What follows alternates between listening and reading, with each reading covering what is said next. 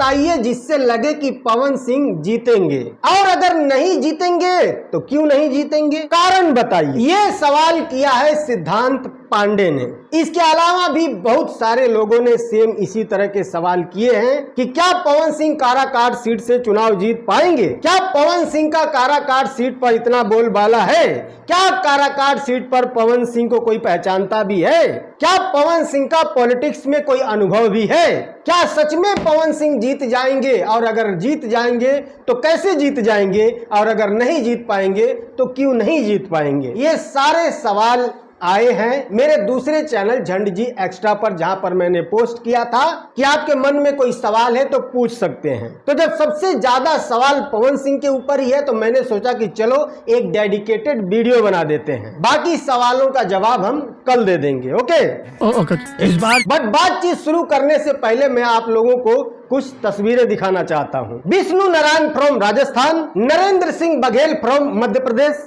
और विशाल सिंह फ्रॉम आजमगढ़। सोच रहे हो ना कि कौन है ये लोग, तो इन सब ने जीते हैं एक ब्रांड न्यू आईफोन 15। आप भी जीत सकते हो। कैसे, वीडियो को लास्ट तक देखिएगा, बताता हूं कैसे। तो आज की वीडियो में हम सिर्फ ये चर्चा करने वाले हैं कि क्या पवन सिंह काराकाट सीट से जीत पाएंगे, जीतने के लिए पवन सिंह को क्या करना होगा और क्या नहीं करना होगा, क्या करने से उन्हें फायदा होगा और क्या हुआ तो उन्हें नुकसान होगा। काराकाट सीट पर जो हाईलाइटेड प्रत्याशी हैं उनमें सबसे पहले उपेंद्र कुशवाहा जो एनडीए गठबंधन से हैं, और इंडिया गठबंधन से राजा राम सिंह, वो भी कुशवाहा ही है। इन दोनों के अलावा निर्दलीय रूप में पवन सिंह ने ताल ठोका है। तो किस सूरत में किसको फायदा होगा, कौन जीतेगा कौन हारेगा। शुरू करें उपेंद्र कुशवाहा से। तो अगर उपेंद्र कुशवाहा बहुत ही मजबूती के साथ उस सीट पर चुनाव लड़ते हैं, अगर एकदम जान झोंक देते हैं, बहुत ही बड़े लेवल पर अपना चुनाव प्रचार अगर वो करते हैं, तो उपेंद्र कुशवाहा की सीधी लड़ाई राजा राम सिंह से होगी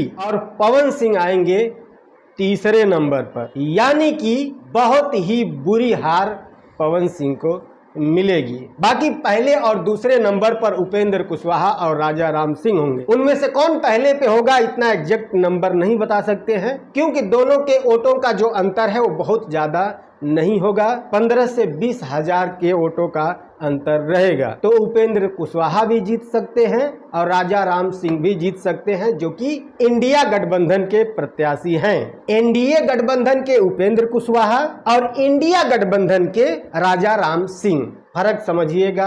बहुत लोग हैं जो इंडिया और एनडीए में फर्क नहीं जान पाते हैं। मेरे पिछली वीडियो में बहुत उल्टे सीधे कमेंट आए थे। तो जब मैं इंडिया बोलूं तो समझना कि मैं कांग्रेस और लालू वाली पार्टी की बात कर रहा हूं, और जब एनडीए बोलूं तो आप समझना कि बीजेपी और नीतीश कुमार वाली पार्टी की बात मैं कर रहा हूं। ठीक है, तो पहला सिनेरियो यही है कि अगर उपेंद्र कुशवाहा मजबूती के साथ चुनाव लड़ते हैं तो उनकी लड़ाई राजा राम सिंह के साथ होगी।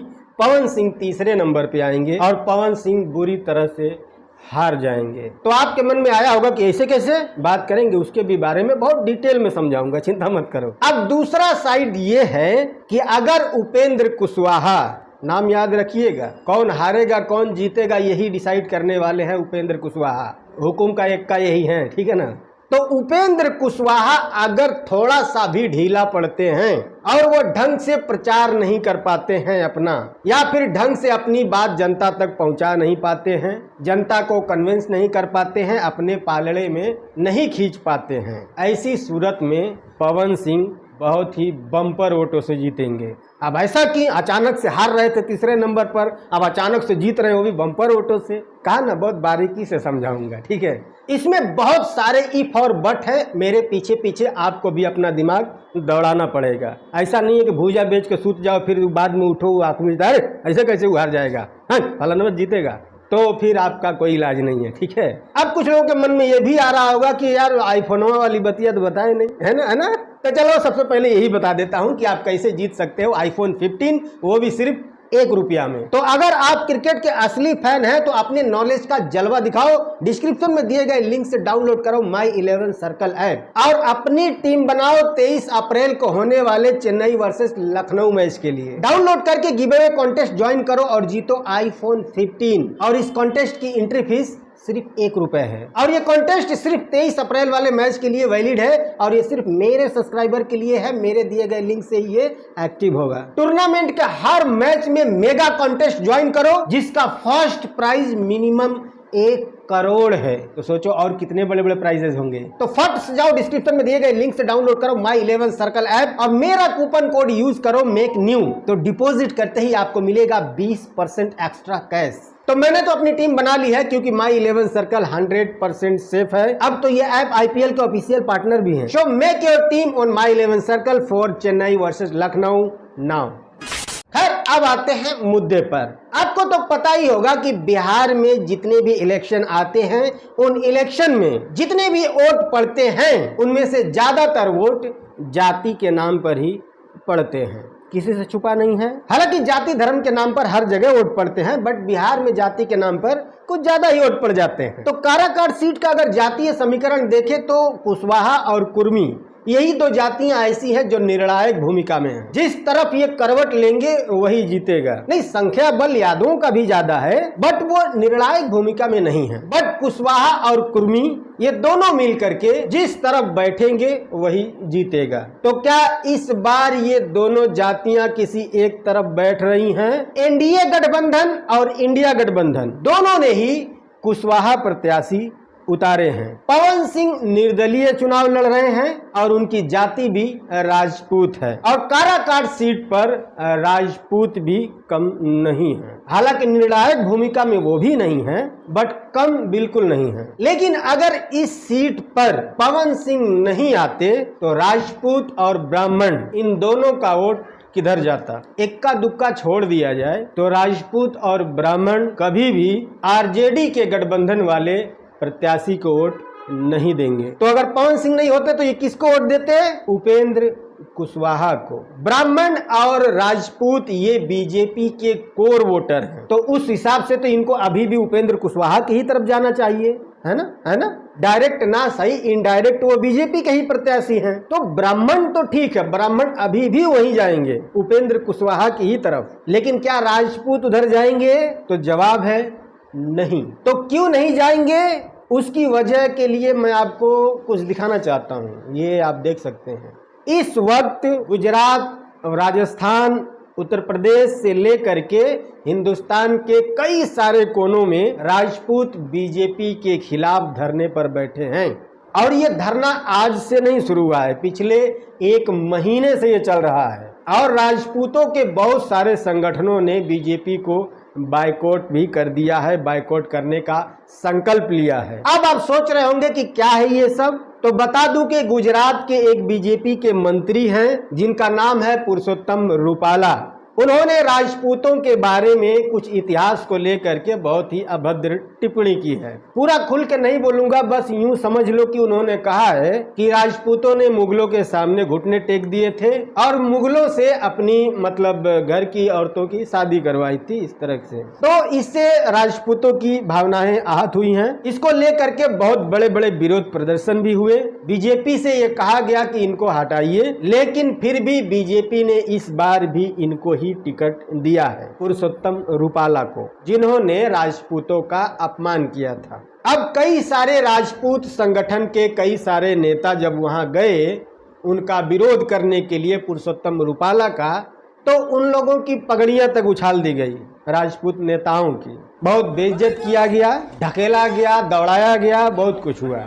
अब उसके विरोध में उत्तर प्रदेश, राजस्थान, मध्य प्रदेश से लेकर के गुजरात तक बहुत सारी जगहों पर बीजेपी का विरोध हो रहा है और ये संकल्प लिए जा रहे हैं, कसम खाए जा रहे हैं कि हम बीजेपी को आइंदा वोट नहीं देंगे। गुजरात में जब सबसे बड़ा विरोध प्रदर्शन का आयोजन किया गया था राजपूत समाज की तरफ से, उस वक्त वहां पर बीजेपी के पूर्व राष्ट्रीय अध्यक्ष और वर्तमान के गृह मंत्री अमित शाह भी गए थे और उन्होंने कहा कि हमारा जो कैंडिडेट है वो पुरुषोत्तम रूपाला ही रहेंगे, जिसको जो करना है कर लो।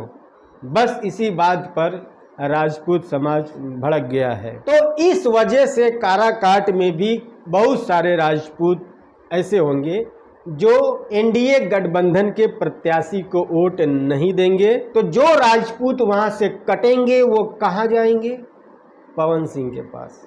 और दूसरी बात ये कि पवन सिंह की जाति भी राजपूत है, तो राजपूतों को राजपूत के पास जाने के लिए मेरे ख्याल से कोई बाधा नहीं आएगी।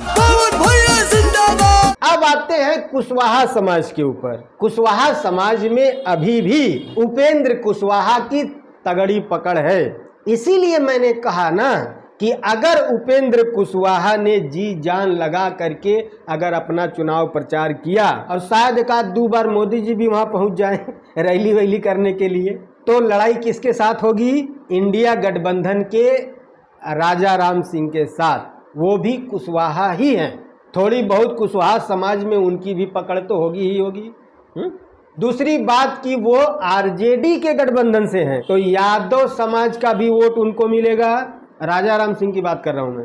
और यादवों की संख्या भी वहां पर मजबूत है। और दूसरे मुसलमान वो भी तो आरजेडी की ही तरफ जाएंगे, बीजेपी की तरफ तो कभी भी नहीं जाएंगे।